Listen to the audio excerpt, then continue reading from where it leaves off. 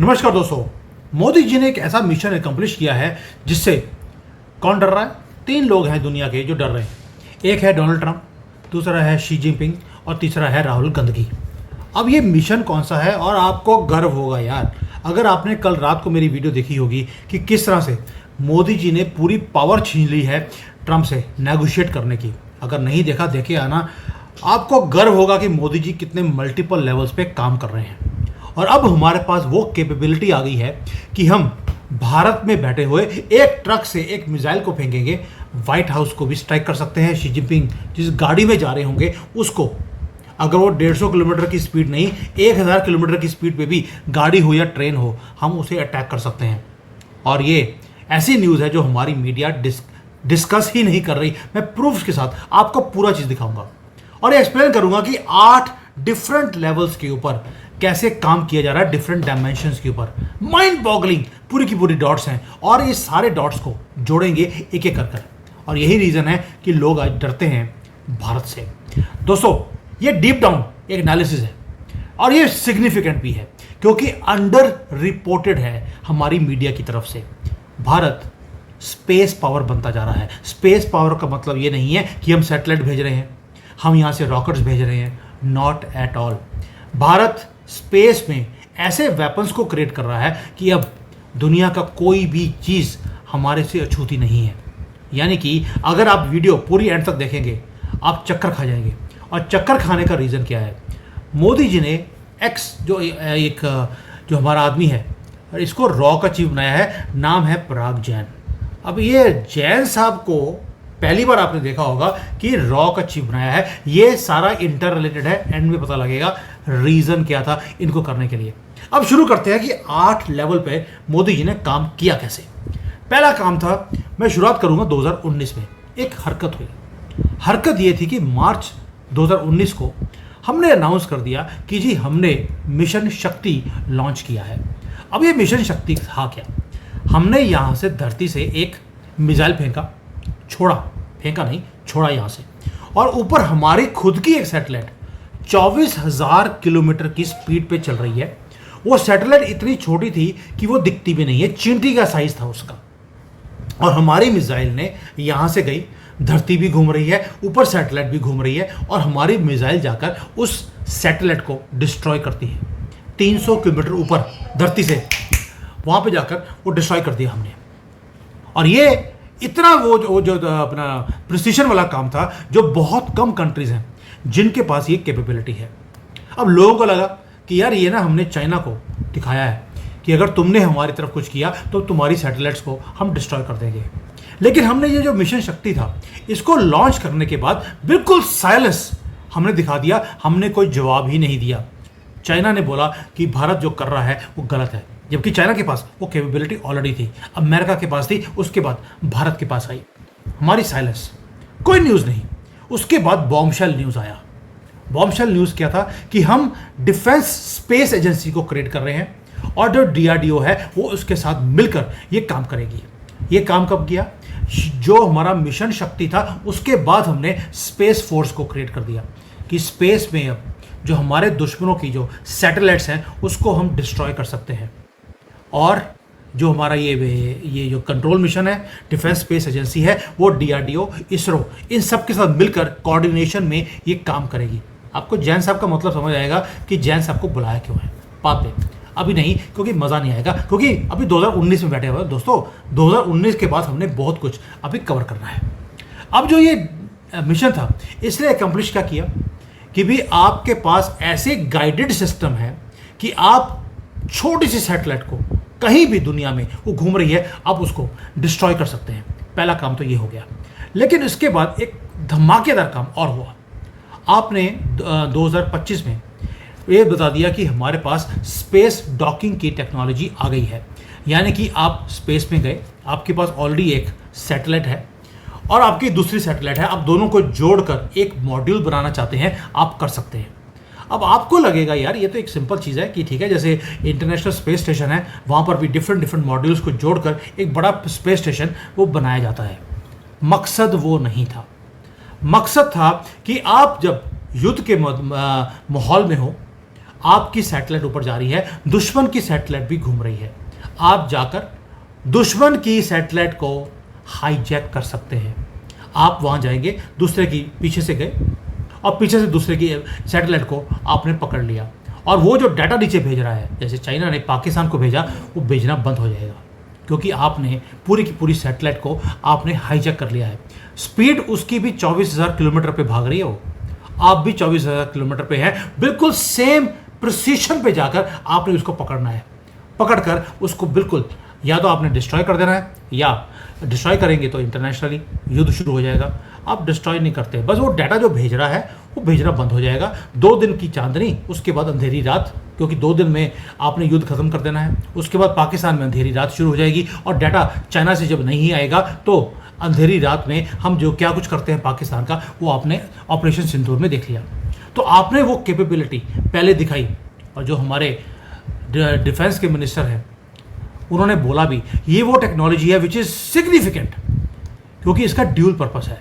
इसके पास ये एक कैपेबिलिटी भी है कि सपोजिंग आपके ऊपर कोई सैटेलाइट घूम रही है, उसमें प्रॉब्लम आ गया, आप दूसरी सैटेलाइट भेजते हैं, वहाँ पे जाके उसको रिपेयर कर सकते हैं, सर्विस कर सकते हैं। थ्योरेटिकली सुनने में अच्छा लगता है कि आप इंस्पेक्शन कर सकते हैं, लेकिन आप इंटरफेरेंस भी कर सकते हैं और आप सैटेलाइट को कैप्चर भी कर सकते हैं। ये नहीं बताया गया, लेकिन उनके डॉक्यूमेंट्स में लिखा गया है कि हम स्पेस डॉकिंग टेक्नोलॉजी से जो सेंसिटिव जो सैटेलाइट्स होती हैं उनको कैप्चर कर सकते हैं, और ये भारत को मेजर स्पेस पावर बनाने में सक्षम कर दिया। अब ये जो 2 चीज़ें हो गई, उसके बाद स्पेस तो हमने पकड़ लिया, उसके बाद मोदी जी आ गए धरती पर, कि धरती पर भी हमें कुछ चीज़ें करनी पड़ेंगी। आपने नाम सुना होगा कि भी हमने एक मिसाइल का एक आर्सेनल, एक रेवोल्यूशन हमने खड़ा किया है।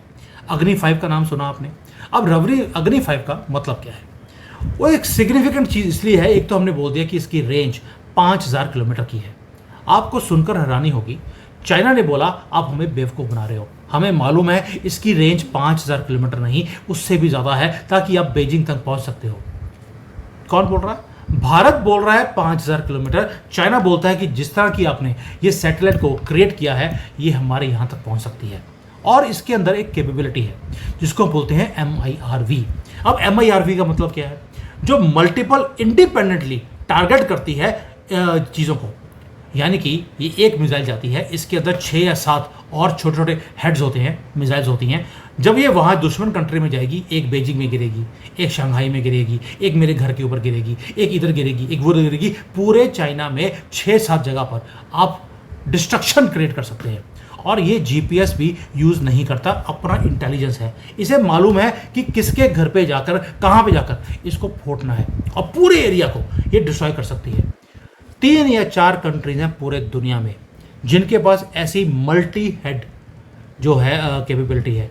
भारत के पास ऑलरेडी आ चुकी है, हमने डेमोन्स्ट्रेट भी कर दिया। तभी हम लोग क्या करते हैं, इसको जब छोड़ते हैं, हमने छोड़ा कहाँ? छोड़ा इसको हमने अपने नॉर्थ वेस्ट से छोड़कर नॉर्थ ईस्ट तक ये पूरा गया, मैसेज देने के लिए चाइना को कि पंगा मत लेना, अगर हमारी ये मिसाइल गई तो तुम्हारे ये 5-6 सिटी तो हैं चाइना में, ये मैं डिस्ट्रॉय कर सकता हूँ एक मिसाइल से, वो भी कहाँ पर? दिल्ली में बैठे हुए।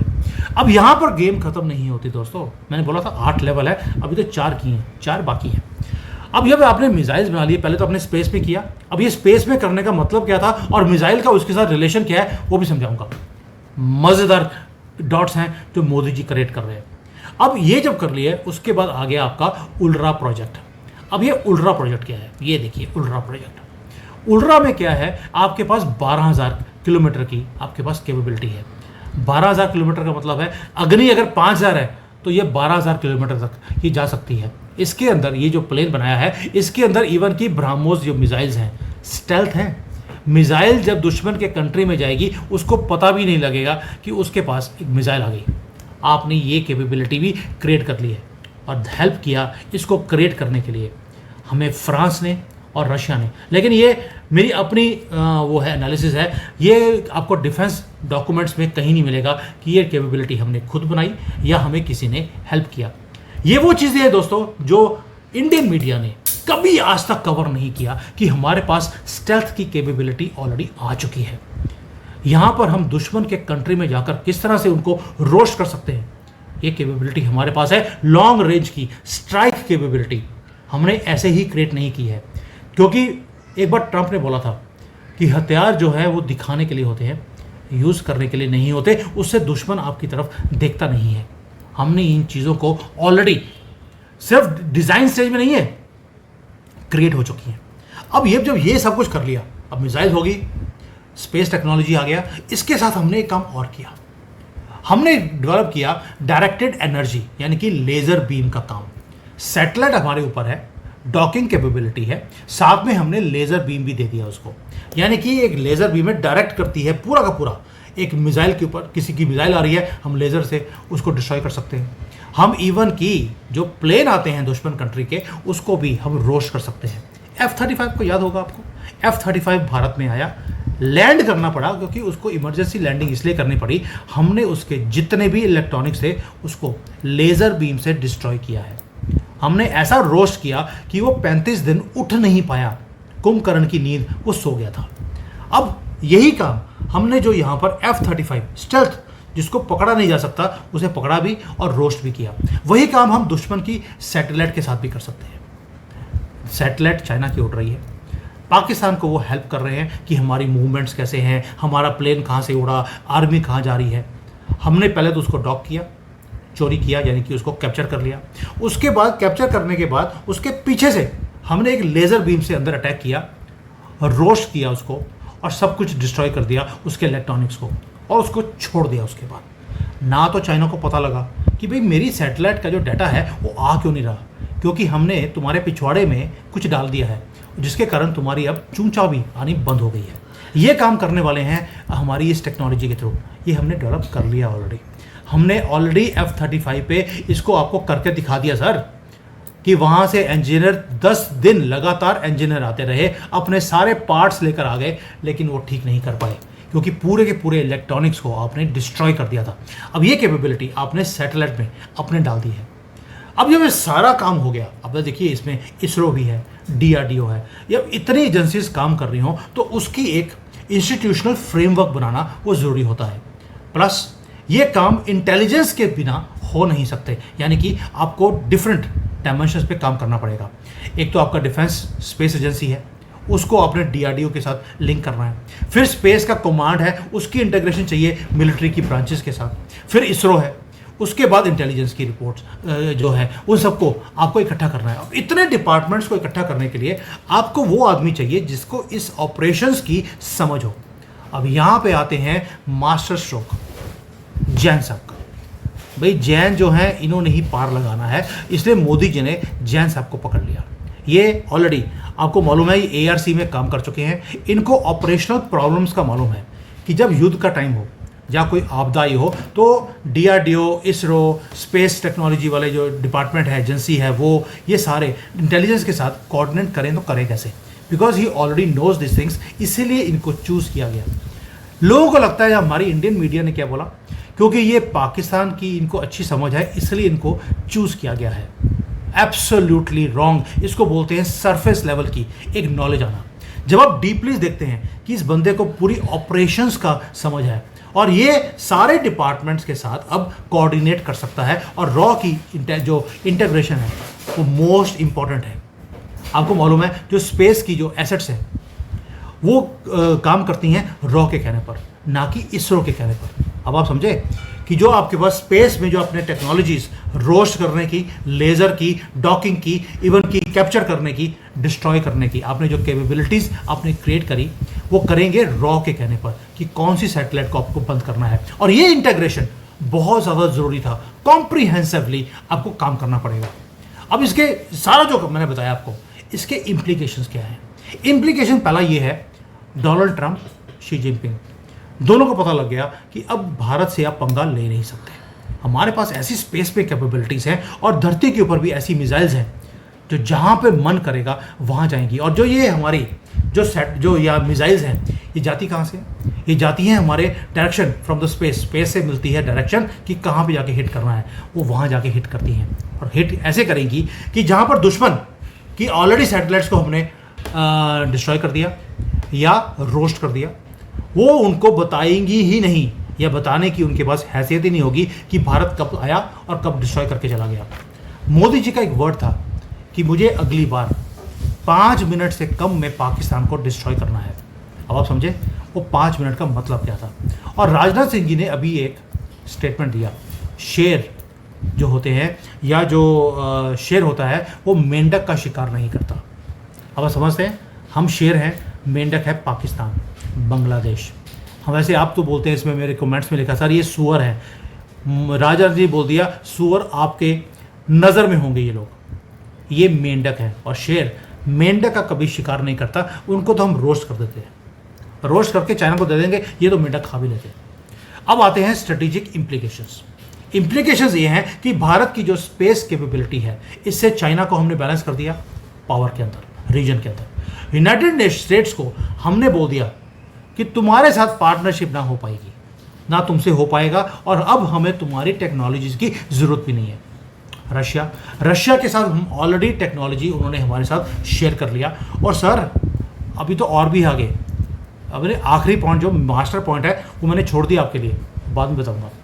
और रशिया के साथ पार्टनरशिप के साथ आपने बता दिया कि कुछ भी पॉसिबल है इस पार्टनरशिप के अंदर। और पाकिस्तान को अगली बार नींद से उठने के लिए, यानी कि शहबाज शरीफ को सुबह 2:30 बजे आसिम मुनीर फ़ोन करके ये बताया कि सर ब्रह्मोस ने हमारा सब कुछ तबाह कर दिया है, वो फ़ोन कॉल करने का भी मौका नहीं दिया जाएगा। ऐसी हमने कैलकुलेटेड एक स्ट्रेटजी बनाई है।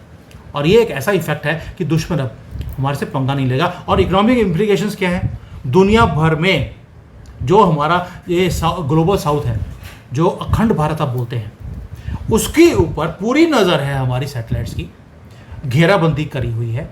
और यहाँ पर कोई पंगा लेगा, इनको cover, military cover, air power cover, इनका मिसाइल कवर, ये सारा हम देने वाले हैं।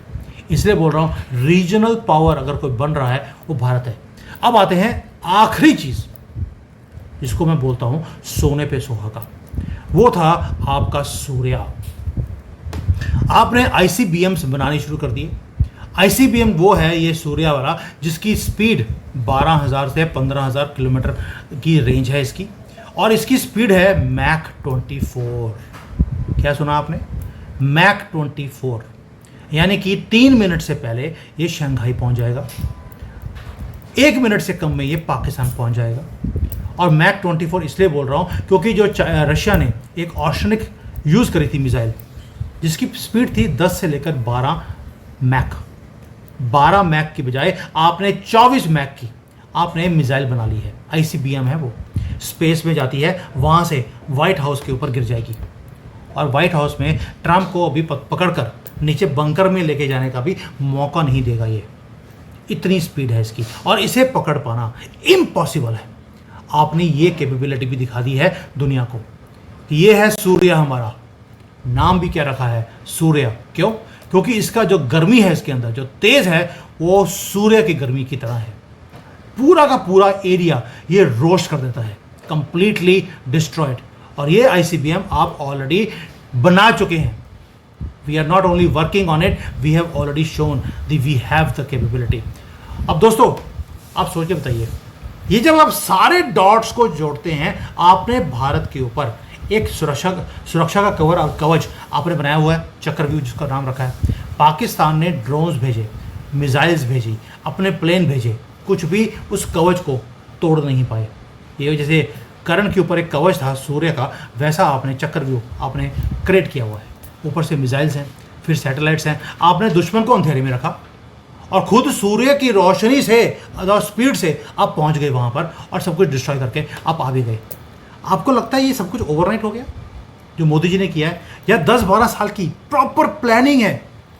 मिशन शक्ति से शुरू किया था हमने, उसके बाद साइंस, टेक्नोलॉजी, स्ट्रेटेजिक थिंकिंग, ये सब कुछ कंबाइन किया है। शक्ति से शुरू किया कि हमारी सैटेलाइट, ये मिसाइल गई ऊपर जाकर सैटेलाइट को डिस्ट्रॉय कर दिया। फिर आपने क्रिएट किया स्पेस की डॉकिंग कैपेबिलिटी को, ताकि आप दुश्मन की सैटेलाइट को कैप्चर कर सके, कैप्चर करके उसे बिल्कुल तबाह कर दे और दुश्मन को पता भी न लगे। और उसके बाद आपने missiles, bombers, aircraft, ultra program, Surya, क्या कुछ नहीं बना दिया, ताकि भारत क्वाइटली, कॉम्प्रिहेंसिवली एक स्पेस की पावर बन जाए। और ये इंटीग्रेशन सबको करने के लिए आपको डिपार्टमेंट्स को इकट्ठा करना था। आपने एक कमांड सेंटर बनाया और उसके बाद उसके ऊपर रॉ का चीफ बना दिया जिसको ऑपरेशंस की समझ हो, क्योंकि रॉ ही बताएगा बाकी डिपार्टमेंट्स को कि मुझे कहां पर कौन सी कैपेबिलिटी चाहिए। और भारत को आपने ग्लोबल स्ट्रेटेजिक प्लेयर बना दिया टेक्नोलॉजिकल कैपेबिलिटीज को क्रिएट करने के बाद। दोस्तों अब आपसे क्वेश्चन सिंपल, आपको लगता है कि सारा कुछ होने के बाद भारत इसके बाद भी स्पेस पावर नहीं बन सकता? और ये क्वेश्चन ये नहीं है कि भारत स्पेस पावर बनेगा या नहीं बनेगा, क्वेश्चन अब ये है कि भारत इस कैपेबिलिटीज को यूज कैसे करेगा।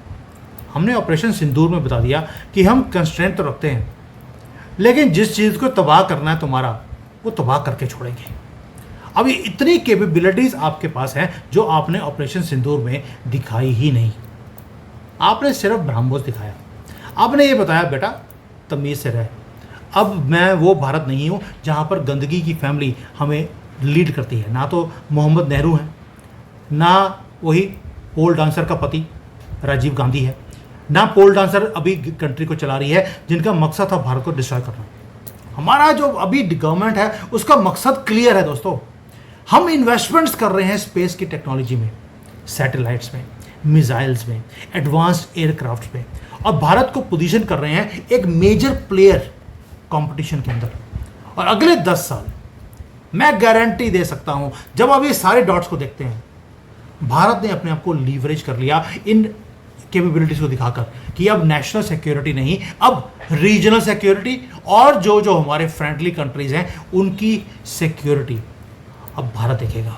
और इसी को अखंड भारत की नींव बोलते हैं। अखंड भारत का मतलब ये नहीं है कि वो सारी कंट्रीज भारत का पार्ट बन जाएंगी, not at all. They will be dependent on us.